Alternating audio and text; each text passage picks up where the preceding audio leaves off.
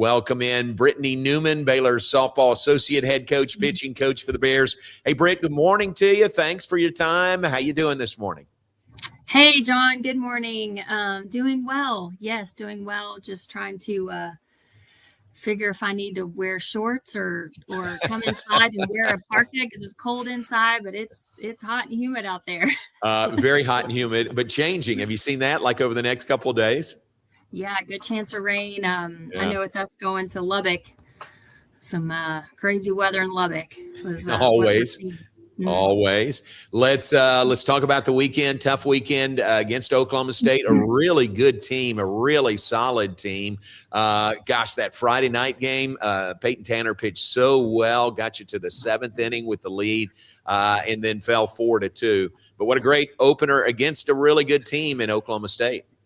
Yeah, we thank you. That was a hard fought battle through 6 innings for sure. Definitely disappointed we couldn't hold on to it in the 7th, but definitely proud of Peyton and the work that she's putting in. And she's getting some more innings here lately, and rightfully so. She's getting out there and competing, and that's what we need from our pitcher from the circle. And just couldn't hold on to it, John. It was heartbreaking. Yeah, it seems like to me, and you know this much better than I do, but that changeup pitch by Peyton Tanner really is effective and really was effective against the Oklahoma State hitters. Yeah, I think this comment could come up for debate, but for sure, I believe that the best pitch in the game is the changeup. And hitters can set those machines and hit high velo, high velocity pitches, but it's one thing to be able to go from a high velocity pitch to a 50 mile an hour changeup, and being able to adjust to that is extremely difficult. And she's definitely developed that and has so much confidence in that. When she started, the season back in February, she was playing with it and trying to get it the way that she wanted it. And she's got it now, and I'm thankful for that. And it's been so helpful throwing these hitters off. Obviously, Oklahoma State is a good lineup, some powerful hitters in there, and I felt like she was able to keep them off balance by throwing her higher velo pitches and then mixing in her changeups in there, and that definitely helped keep them off balance for the most part. Yeah. Did you have a changeup that was really effective when you were pitching? I developed a changeup that was actually useful. Didn't get it until college. About my sophomore year is when it finally clicked. Right. And as a pitcher, pitchers out there, they know they'll try different pitches, different grips, different spins, and it's not a one size fits all. So you got to get out there and try a few different and see which ones feel better and stick and get the velo change that you're looking for. And so it took a while, but I got one. I got you. Very good. That's how you get to be an All-American pitcher like you were at LSU. So you can't just throw fast and hard every time, can you? That's right. Nope. You got to keep these hitters off balance and mix your speeds, and that's the name of the game. Yeah. How has Peyton developed that? And how have you helped her do that? And is that something that certain pitchers can do, or can you coach any player, any pitcher to develop that kind of changeup? Yeah, that's a really good question. So, all of our pitchers on staff throw different changeups. So, it's that's when I was kind of talking about for us specifically, it's not a one size fits all. So really just trying to take what she's tried and experimented with, and then just kind of getting in the bullpen and playing around with some different grips and thoughts behind changeups, and kind of where we want the ball to enter, where we want to exit, kind of looking at the spin of that change. And she came in with a changeup that she felt pretty comfortable with, but we were able to tweak it just a little bit and work on some different grips, and really she's been able to just take it as her own. I got you. Very good. That's good. Thanks for taking us behind the scenes there of coaching your pitchers. We saw Lexi Warnicki this weekend. We saw Sadie Ross come in, have a nice stint. I guess that was Saturday for Sadie. Cambry Kreger briefly, but we didn't see Cambry that much this weekend. What does that look like for her moving forward? Yeah, so I'm thankful that we do have a staff and that we were able to utilize them this weekend.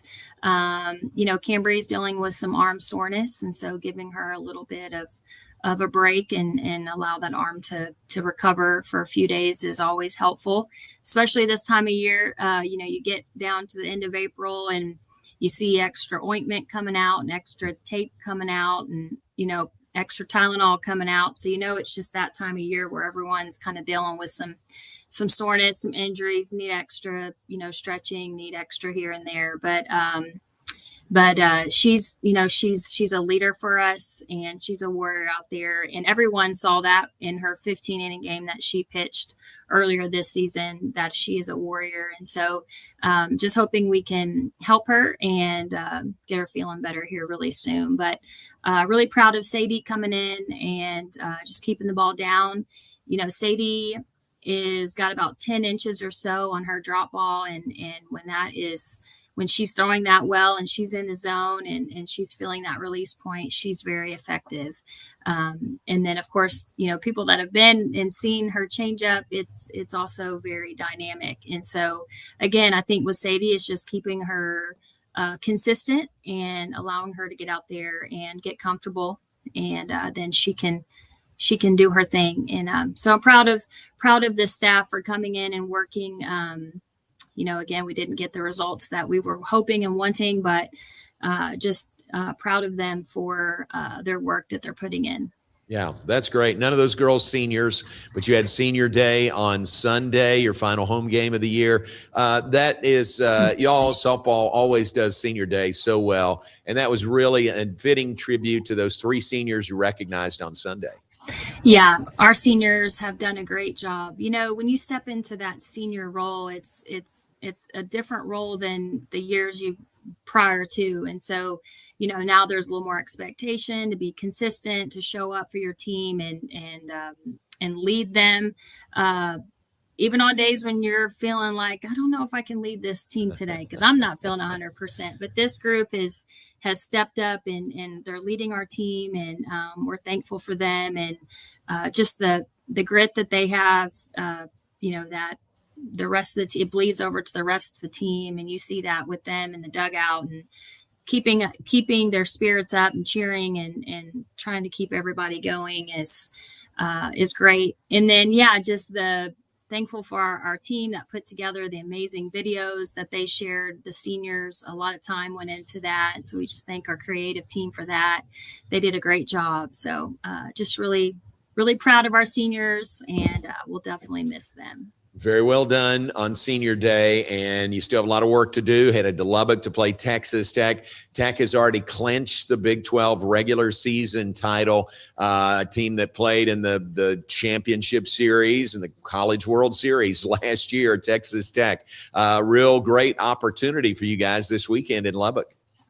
It is a real great opportunity traveling to Lubbock, and right now we're trying to figure out what our schedule will kind of look like, so our Baylor fans just kind of be on the lookout for any type of change, because we know this time of year a lot of weather delays happen, so be on the lookout for that. But just another opportunity to go and play against a top team and allow a lot of our young players to just get another opportunity to compete and to enjoy the game. That's what this is so about, is having fun and playing the game that they love and finding that joy that they have when they started when they were 5 or 6 years old. And so I think that's important to enjoy. Very good. So my thought is Tech has already clinched the Big 12. Maybe they'll let their guard down a little this weekend, right? Maybe they won't be as sharp as they have been. Maybe so, but we'll be ready to go regardless. Absolutely. That's great. And Steve Campbell is a regular viewer of this show, and I know he's tuned in right now. Does Steve ever, as a former umpire, does he ever make calls back there from his spot? You say, hey, Steve, you got to stay in your lane? Yes. Hey, Steve, thanks for being on the show today. Yes. So Steve is good because whenever because he sits right there on that third base line, so he can see down that line pretty good. So if there's ever any kind of call that's close that he's got a good view right there, we're always kind of taking a peek up at him to see. Nice. And he'll let us know. He'll let us know the calls. Yeah. So, and then he also will let the umpires know if they're wrong in their calls too. So we appreciate that, Steve. That's good. I didn't realize he had a role there on those balls down the third base line, and there were a couple of those Sunday, weren't there? Right down the line. There were, and he let us know, Steve. So thank you for piping in and telling when the umpires were wrong. We always love that. Way to go, Steve. Well, Britt, thanks very much. Safe travels and good luck dodging maybe some raindrops in Lubbock this weekend. But good luck, and then pass that on into the Big 12 tournament. Thanks for your time today. Yes, thank you, John. Y'all have a wonderful day. You too. Thanks. See ya. Britt